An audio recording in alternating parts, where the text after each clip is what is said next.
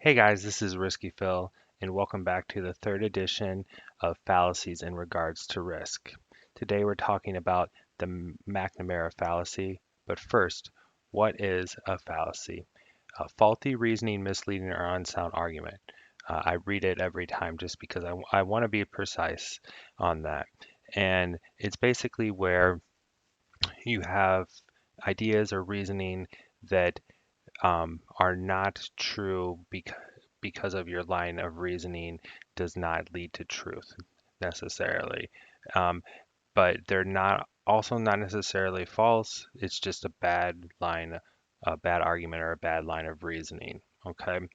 And then the fallacy um, is is invokes making a decision based solely on quantitative observations or metrics and ignoring all others.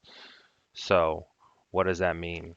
That means that you make decisions on what you can measure, and if you can't measure it, that what you cannot measure doesn't even come into play, right? So, hey, here's all the data I have on making a business decision. I don't know how people are going to react to it. Therefore, that information is irrelevant, right? Um, so that's an example of the McNamara fallacy. You're ignoring the unknowns. How are people going to react to a business decision A and only looking at the metrics in order to make that decision? This happens a lot in risk. I'm going to show an example of this, but I think you've probably all seen it multiple times. So our subject today is the white player. Okay. He doesn't have a fallacy in his mind yet. He's just become the strongest player, right? And he wants to remain that way.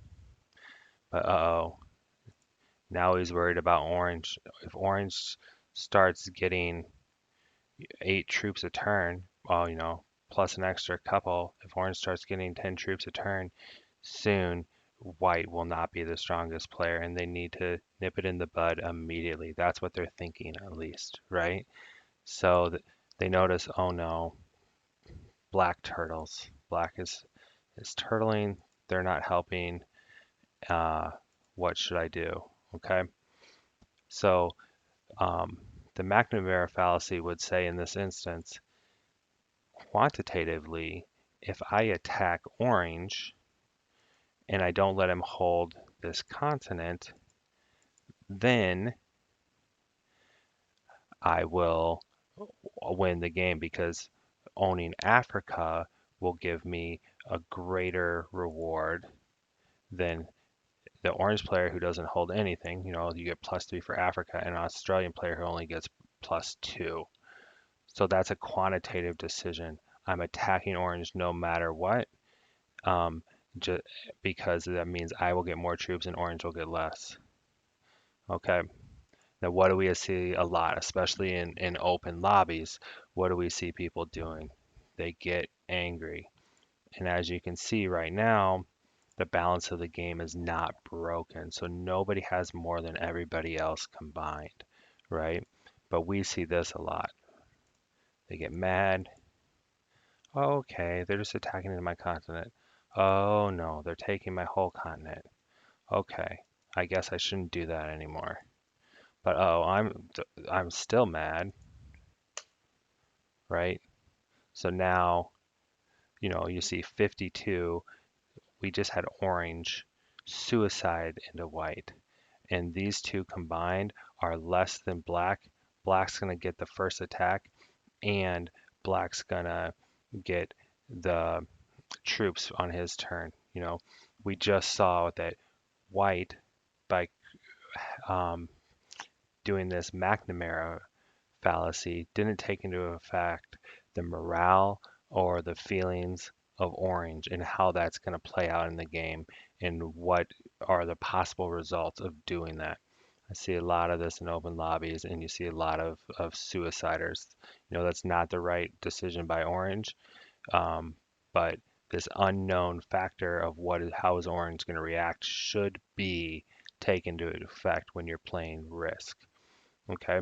And there's a lot of unknown factors. What if I take a bunch of territories from someone, or what if I become the strongest player? Then what are people going to do?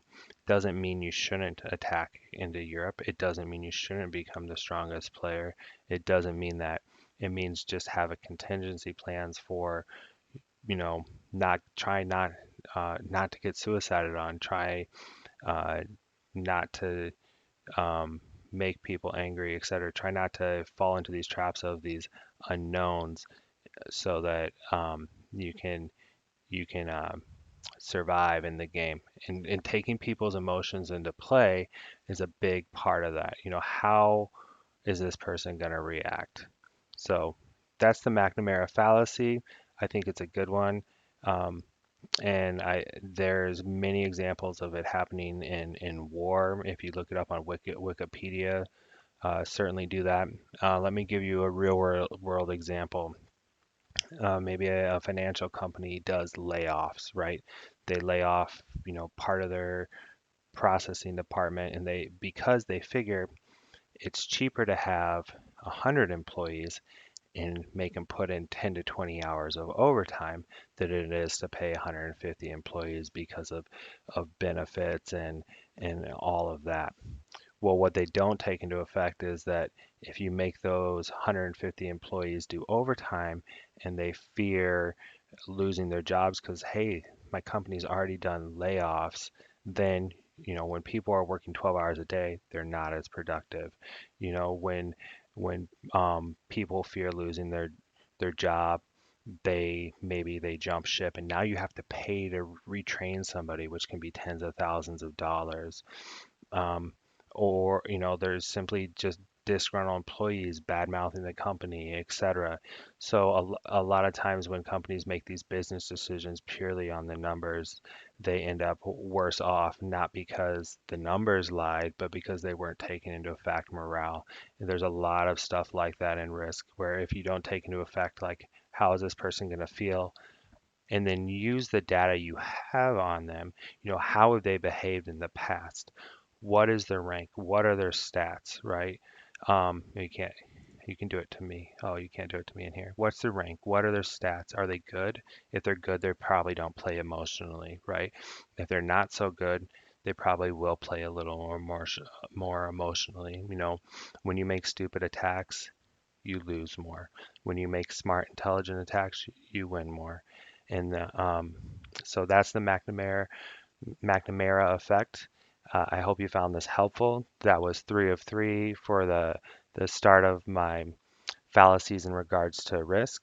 If you like it, certainly give me a thumbs up or hit the subscribe button, hit the notifications on so you can know when I have more videos coming out. I'm Risky Phil on YouTube. FIL two, and it's 2 words on YouTube, and it's Risky Phil FIL 1 word on Twitch. So let me know what you think in the comments as well, and if you'd like to hear more fallacies from me. Thank you.